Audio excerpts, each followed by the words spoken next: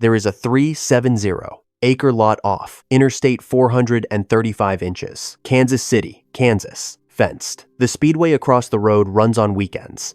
In the summer of 2014, a 17-story water slide stood on that lot. Guinness certified it as the world's tallest. 2 years after it opened, it killed someone. The park closed in 2018. The slide came down that November. The lot is still empty. Most rides disappear. The land becomes something else. The history goes with it. On this list, a coaster that spent 4 years rusting inside an operating park because no buyer would touch it. A wooden roller coaster the park was suing in the same year it opened. A Victorian lawn in London where 5 children died in 1972 and no marker existed for 50 years. And at number 1, a ride where the gap between what was promised and what happened is still not fully accounted for.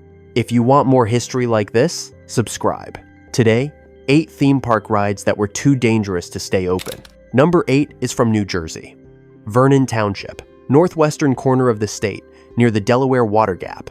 Gene Mulvihill built a ski resort on a hillside there in the 1970s and added a water park below it. He called it Action Park. His operating philosophy: if someone had a wild idea for a ride, build it, even if the designer had never built one before.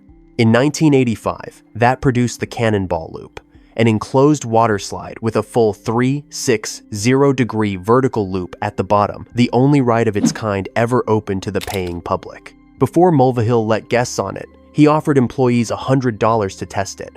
Multiple testers came off with bloody noses and back injuries. His own son, Andy, went through wearing full hockey gear. Test dummies came out in pieces. The New Jersey Advisory Board on Carnival Amusement Ride Safety shut the loop down after approximately 1 month. The local press described the intervention as highly unusual. The ride was eventually removed. Action Park operated until 1996, when the company closed with $48 million in debt. The site is now Mountain Creek, a water and ski resort.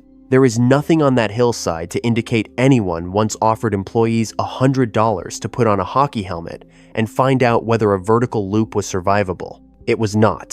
Drachen Fire opened at Busch Gardens, Williamsburg on the 4th of April, 1992. Steel roller coaster. Aerodynamics. 6 inversions. 150 feet tall. $4 million to build. Within the first week, 3 women filed formal complaints of neck pain.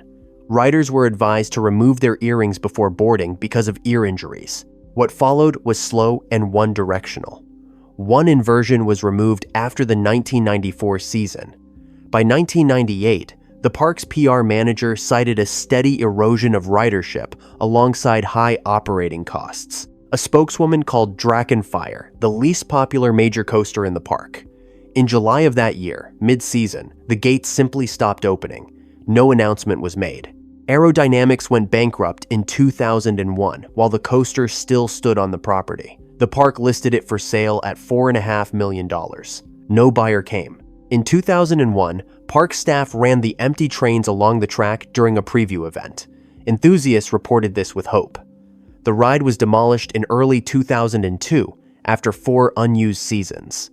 Aerodynamics and Drachen Fire reached their end at approximately the same moment. Whether that is coincidence or summary is a matter of perspective. Today, a newer ride runs where Drachen Fire stood. You could spend a full day at Busch Gardens, Williamsburg, and never know that a blue and white coaster once occupied that corner visible from the queue lines, closed and still standing for 4 years after it stopped operating. Kings Island filed a lawsuit against the company that built Son of Beast in November 2000. The ride had opened that April. Son of Beast held records. World's tallest wooden roller coaster at 218 feet. World's fastest at 78 miles per hour. The only wooden coaster in the world with a vertical loop 118 feet tall. Built as a sequel to The Beast, the park's most enduring attraction. What was not publicized was that the manufacturer had been fired before construction was complete, and Kings Island had made design corrections to finish the job.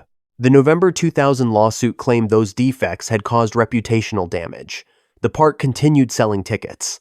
On the 9th of July 2006, a structural timber cracked and created a drop in the track. A full train of riders was jolted hard. 27 people reported injuries. 19 required hospital treatment. A forensic engineer later testified in civil proceedings that the park's owners had been negligent and had known about structural problems since the opening year. Kings Island removed the loop, installed lighter trains, and reopened in 2007. In the spring of 2009, a woman suffered a brain hemorrhage after riding. The ride was permanently closed that June. 6 separate injury incidents over 9 years. Demolished in 2012. Banshee, a steel inverted coaster, opened on the same site in 2014. The footprint does not show what came before. The Records, Son of Beast, held briefly the tallest and fastest wooden coaster on Earth, belonged to a ride that most visitors today have never heard of and could not find on any current park map. There is a specific sequence to what happened at Six Flags Kentucky Kingdom in Louisville on the 21st of June, 2007. The order matters. The ride was Superman, Tower of Power, Intamin Drop Tower, 177 feet up, 154-foot fall at 54 miles per hour.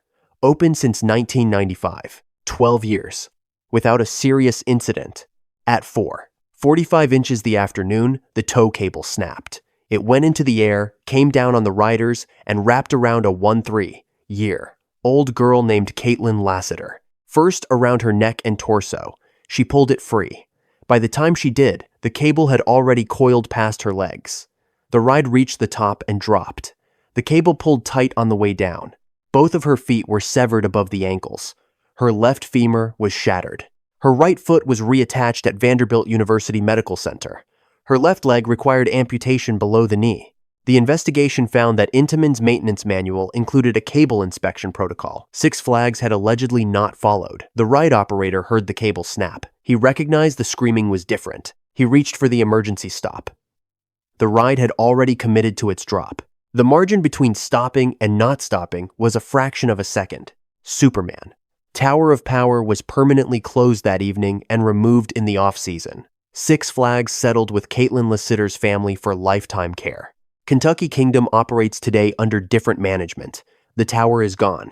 You could spend a day there and have no sense of what happened on a Thursday afternoon in June 2007.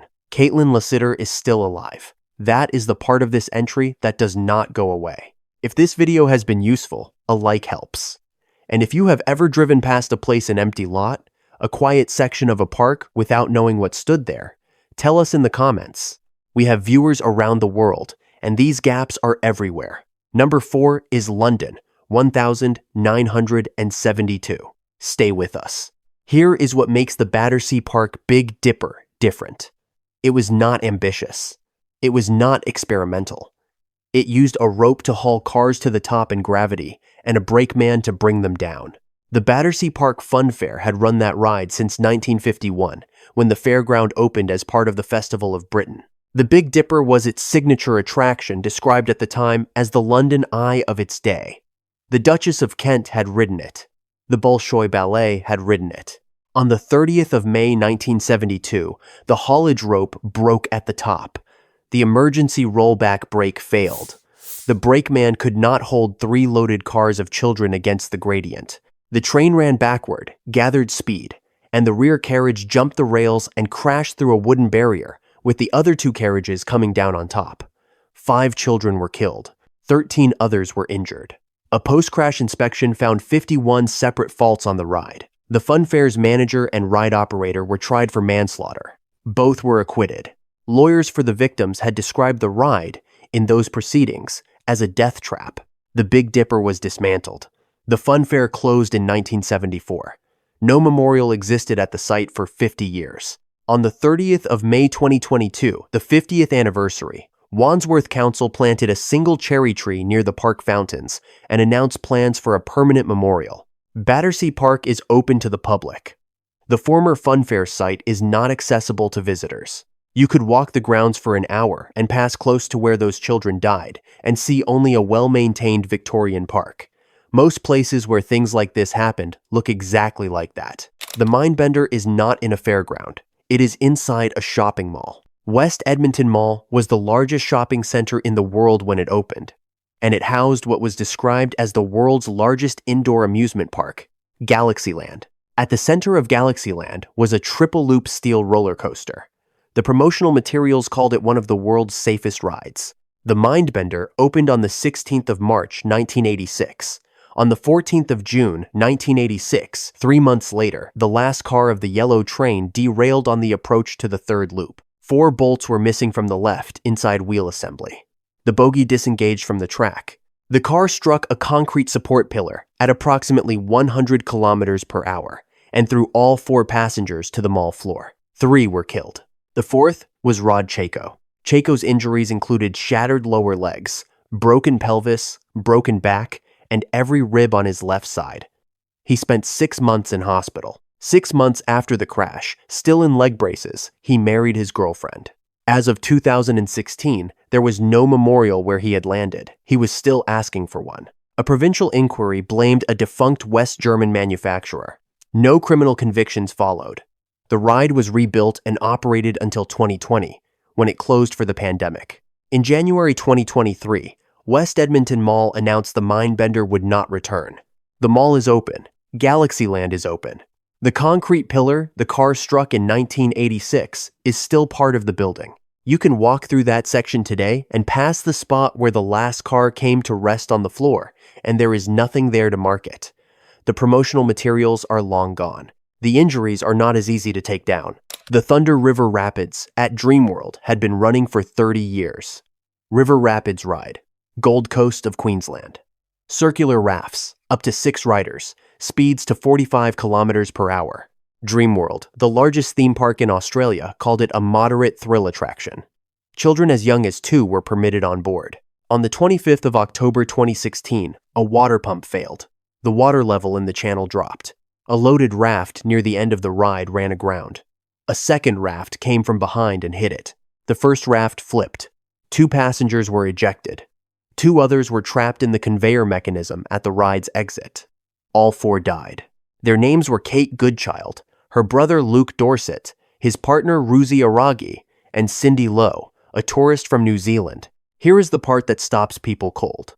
In 2014, 2 years before the accident, a near-identical collision between empty rafts had occurred on the same ride. An internal investigation was conducted. An employee was fired. The underlying mechanical vulnerability was not fixed. The coronial inquest heard a Dreamworld employee describe what happened as a total failure to identify safety issues on the ride. That is the company's own language. On record. The Thunder River Rapids has not operated since the 25th of October 2016. The ride structure remains inside Dreamworld's grounds, sealed from visitors. The park operates around it. There are birds in the trees above the drained channel. The company called it a total failure. The warning came 2 years early. Neither of those facts is visible from outside the fence. If you drove to the right exit off Interstate 435 inches, Kansas City, Kansas today, you would find a fence. Grass along the perimeter. The Kansas Speedway runs on race weekends across the road. Noise, flags, movement, while on this side there is nothing. No 17-story structure. No 264-step staircase. Just fenced, flat land where a water park drew visitors for 9 summers until it closed permanently on the 3rd of September 2018. This was where the Verrückt stood. The slide opened on the 10th of July 2014 after 3 delays from its original May opening date. Guinness World Records had certified its height 168 feet and 7 inches as the world's tallest water slide. It cost $3.6 million to build. It was designed by park co-owner Jeff Henry, who conceived the concept at a trade show, and by John Schooley, a ride designer. Kansas did not legally require independent safety inspections of permanent amusement rides. The Consumer Product Safety Commission had not held authority over fixed parks since 1981. On the 7th of August 2016, 10-year-old. Caleb Schwab was at the park with his family for Elected Officials Day, a promotion giving Kansas state legislators and their families free admission. His father, Scott Schwab, was a state representative. On the slide's second hill, the raft went airborne. Caleb was ejected. He struck a metal support pole of the safety netting. Criminal charges were filed against the park, its operators, and the slide's designers. They were dismissed. A judge found that the engineering standards cited by prosecutors were not legally required under Kansas law when the slide was built. The Verrückt was demolished in November 2018. Schlitterbahn, Kansas City closed permanently that September. Cedar Fair acquired Schlitterbahn's Texas locations. The Kansas City site was not part of the deal. Scott Schwab said his family had sent 6 people to the park that morning. 5 came home. The lot is still there. The speedway runs on weekends. Nobody driving past on the highway knows what stood there, or what happened on it, or what was decided and not decided in the years that followed. 8 rides, several countries, a few decades. Some were failures of engineering, some were failures of maintenance, some were failures of attention, and in at least one case, a failure of the systems that were supposed to make sure that attention got paid. The Battersea Big Dipper is the one that stays with me. 50 years without a marker. Which of these had you heard of? Tell us in the comments. And if you want to keep finding the history underneath ordinary-looking places, subscribe.